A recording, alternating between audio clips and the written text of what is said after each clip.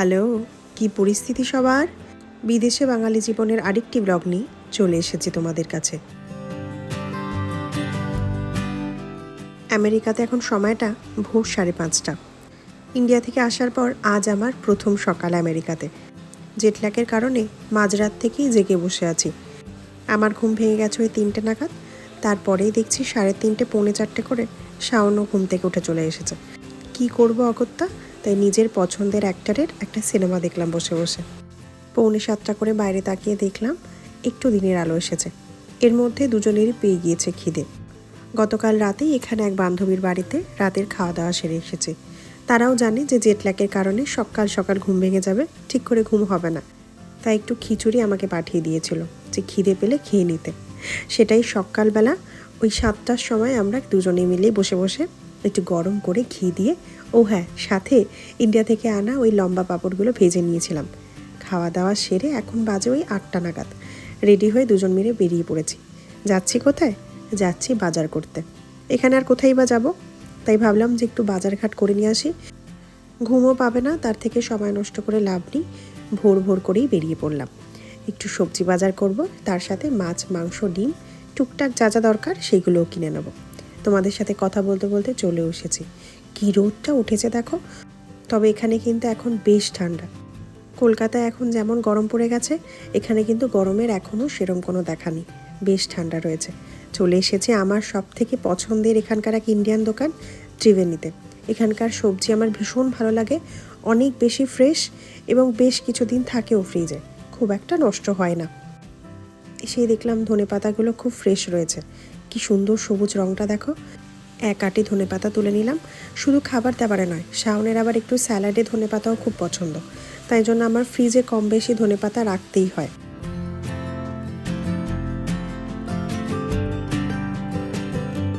শাওনকে ওদিকে বলেছি, তোমার যা যা মনে হয় তুমি সেই সব সবজিপাতি তুলতে থাকো, এদিকে আমি একটু শাক পাতা তুলি। এখানে আমি পেয়েছি একটু মেথি শাক, তা ভাবছি এক আটি তুলেই নিই। মেথি শাকের পরোটা খেতে শাওন ভালোবাসে, তার সাথে মেথির একটা সবজি করলে একটা বেলা রুটি দিয়ে খাওয়া হয়ে যায়।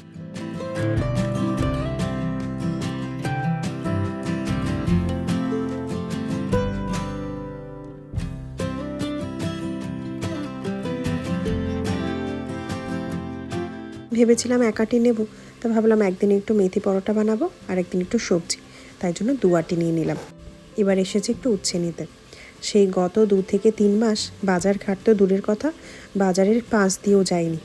বাজারের পাশ দিয়ে গিয়েছি, তবে ওই জামা কাপড় এইসব যেগুলো আমাদের মেয়েদের পছন্দের। তবে এখানে আসতে না আসতেই নিজেরা নিজেদের রূপে ফেরত এসেছি। তবে হ্যাঁ, শাওন কিন্তু রোজই বাজারে গিয়েছে, আমারই যাওয়া হতো না। আর এখানে তো এটাই মেন কাজ। লাউগুলো দেখো কয়টুক কয়টুক, মনে হচ্ছে জন্মানোর সাথে সাথে এরা তুলে এনে দোকানে বসিয়ে দিয়েছে বিক্রির জন্য। তবে খুব একটা ফ্রেশ নয়, ওর মধ্যে দেখি বেছে একটু নিতে হবে। আর এদিকে পেয়ে গেছি পটল, এই একটা সবজি যার দাম আমি কখনোই খুব একটা কম দেখলাম না। এই দেশে আসার পর থেকে সব থেকে এক্সপেন্সিভ সবজি আমার এটাকেই লাগে। মোটামুটি বাজারঘাট শেষ, এখন যাব মাংস বাজার করতে। ডিম, দুধ এগুলো আবার কস্কো থেকেই কিনবো। তবে কস্কো আজ যা হবে বলে মনে হচ্ছে না, কারণ যে দিকটায় আমরা আজ এসেছি এই সবজি বাজার আর মাংস বাজারটা করতে, সেই দিকটা থেকে আবার কস্কোটা অনেকটা দূর। একেবারে উল্টো পথ বলতে পারো। দেখি কাল যদি একটু সময় করা যায়, কালকে না হয় বেরোনো যাবে। আজ যেহেতু এখানে রোববার, তাই আজকে এই সময় করে এই বাজারঘাটগুলো সেরে নেওয়াই ভালো। কারণ এই উইকডেজ শুরু হয়ে গেলেই বাজারে যাওয়াটা অনেক বেশি ডিফিকাল্ট হয়ে যায়। ডিমটা তো লাগবেই। যদি দেখি কস্কো যেতে পারছি না, বাড়ির পাশে টার্গেটটা থেকে 2 ট্রে ডিম তুলে নেব। ফ্রিজে অন্তত ডিমটা থাকলে আমার মনে হয় যে আমার অনেক কিছুই ফ্রিজে রয়েছে। কিছু না ভালো লাগলে একটু ডিমের ঝোল ভাত করে খাওয়া যায়।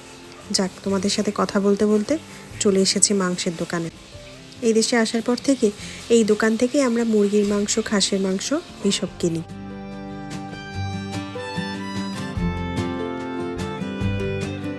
এখানে ওনারা পুরো লিস্টটা নিয়ে দিয়েছেন দাম সহ, যাতে আপনার বুঝতে ও অর্ডার দিতে সুবিধা হয়।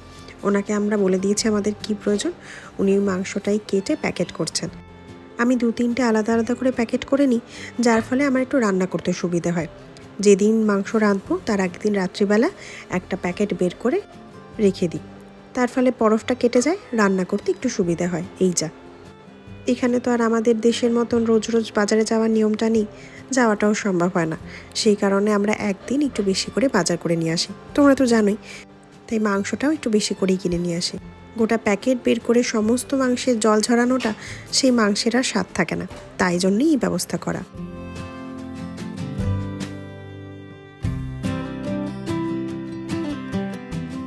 চলে এসেছি বাড়িতে। তোমাদের সাথে গল্প করতে করতে পথটা ভালোই কেটে গেল। এখন বাড়ি এসে একটু খাবার বসিয়ে দিয়েছি। অসময়ে ঘুম, অসময়ে খাওয়া, তোমাদের তো শুরুতেই বলেছি। আজ আর মাংস বা অন্য কিছু আমিষ রান্না করব না, একটু হালকা পাতলা নিরামিষ খেতেই ইচ্ছে করছে।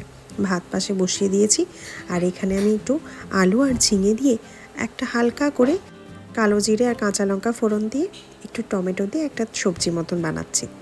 শাওনেরও আজ একটু হালকা খেতে ইচ্ছে করছে। দুদিন ধরে ওই ফ্লাইটের খাবার দাবার খেয়ে একেবারে অষ্টাগত অবস্থা আমাদের।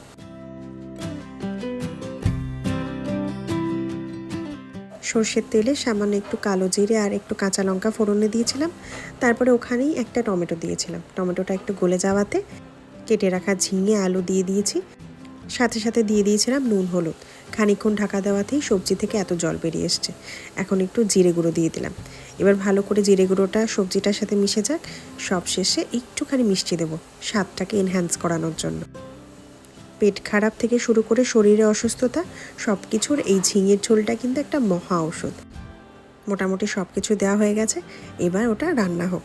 আর ঘড়ির কাঁটা বলছে এখন 4টে বাজতে 5 মিনিট বাকি। খেতে বসবো আমরা। পেটে ছুঁচো দৌড়চ্ছে, তার সাথে সাথে ওইদিকে খেতে দাও হাঁকও শুনতে পাচ্ছি। যাই, এবার খেতে বসি।